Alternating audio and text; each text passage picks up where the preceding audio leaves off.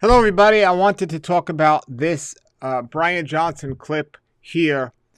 This is what it's all about, and I've been saying this for years.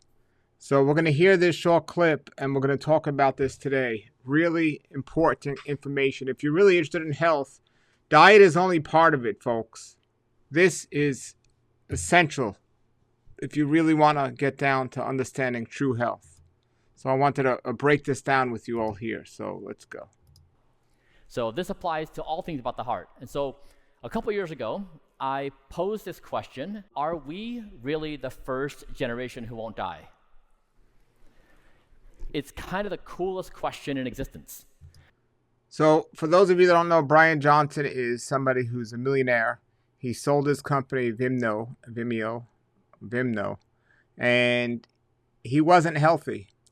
But he went on this search to be the healthiest man in the world, and he has the company, or his motto is "Don't die."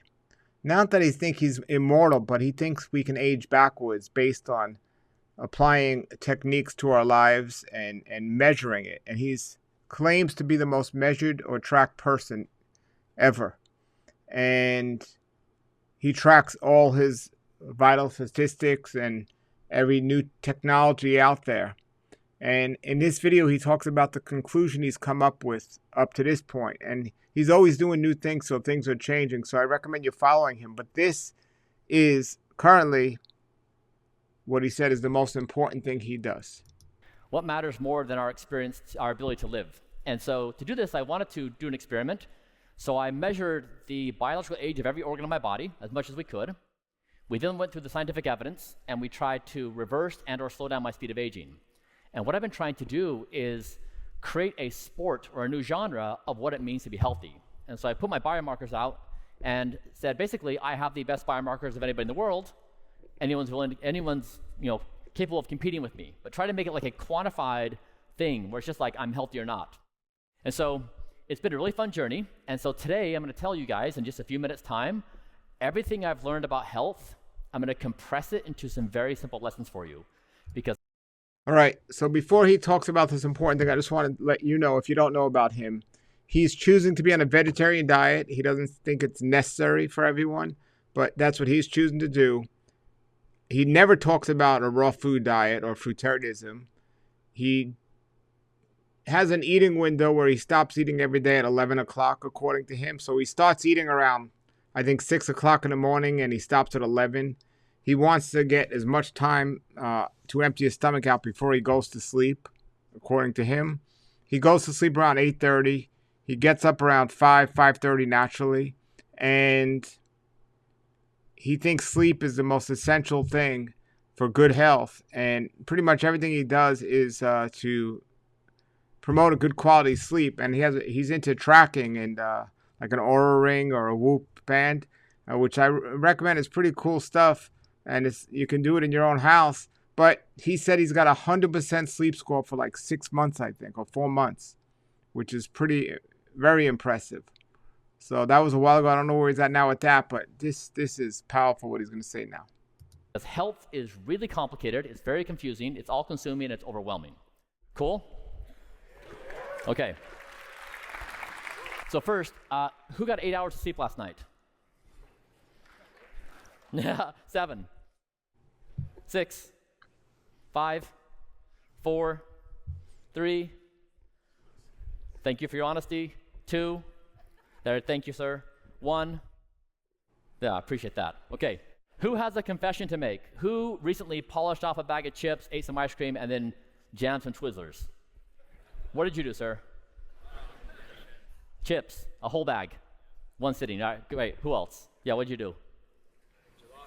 Gelato. Yeah. I get it. Okay, cool.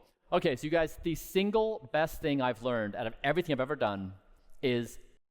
All right. When he says out of everything he's ever done, I mean, this guy's done a lot. He hasn't done it all. Like I said, he hasn't done a raw food diet extensively. His diet is it's good products, but he's still taking supplements, processed bottled supplements. He's done a lot. And he said everything he's done. Here we go.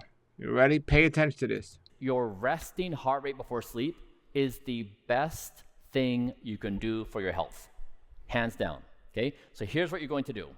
Tonight, before you go to bed, you're gonna get a baseline read, either with a wearable or just on your fingers on the neck. You're gonna lay down on your bed, take a few deep breaths. You're gonna find your resting heart rate. Let's say it's 60 beats per minute, okay? Your goal over the next month is to lower your heart rate by 10% or so. So if you're 60, be down at 54. And here's how you're going to do it. If your bedtime's at 10 p.m., eat your final meal of the day at 6 p.m. After 6, no more food, no more snacks. So what I've been teaching for years, going to sleep on an empty stomach, and he's generously saying 4 hours here. But the more the better. This is why he believes he gets his heart rate down the lowest when he eats, doesn't eat for 7 or 8 hours. And remember, he's monitoring this. So 7 or 8 hours eating nothing before going to sleep, which is pretty impressive. But he's suggesting 4 hours, nothing before you go to sleep for 4 hours. And he has a lot of tips and suggestions about sleep and how to get the best sleep. But how do you know if you're going to get the best sleep is your resting heart rate before bed. So if you're using a wearable, it'll give you your resting heart rate at the lowest point throughout the night or when you're resting. But he suggests doing it before you go to sleep. And he talks about a wind down routine, shut off the blue lights an hour or so before the computer, get rid of work before you go to sleep, hour before, no food 4 hours before. I have found these and been teaching these for years. Excellent, excellent information. So much more to do, but let's hear the rest of this. Okay, by doing that, you allow your body to digest your food, and you're going to see that as you do that, your heart rate is going to go down. And the reason why heart rate is so important is the lower your heart rate is, the better your sleep. The better your sleep, the better your willpower. Did you know if you don't sleep, your prefrontal cortex goes offline and you lose your willpower? So when you're trying to not eat the cookie, you're powerless. You can't do it. It's gone. So sleep is the best performance-enhancing drug in the whole world. It's the thing you want to do every night. So first thing is eat your final meal 4 hours before bed. Number 2 is you need to turn your screens off an hour before bed. Okay, now I realize that's hard. We are all addicted to our phones. But that 1 hour is so important because you have to give your body the ability to wind down. And if you're scrolling or working, you're going to be in a aroused state, which boosts your heart rate. Anything that boosts your heart rate before bed is going to be bad for you. Okay. 3 is you want to have amber and red lights in your house. No blues, like these are very blue. You want to have be mindful of your stimulants. So noon, thereabouts, is when you want to stop your caffeine intake.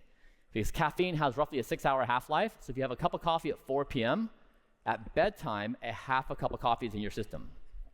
And then finally, you want to have some kind of wind-down routine where you read a book, go for a walk, do breath work, meditate, but something to calm yourself down, okay? Now, just be sober with me for a minute.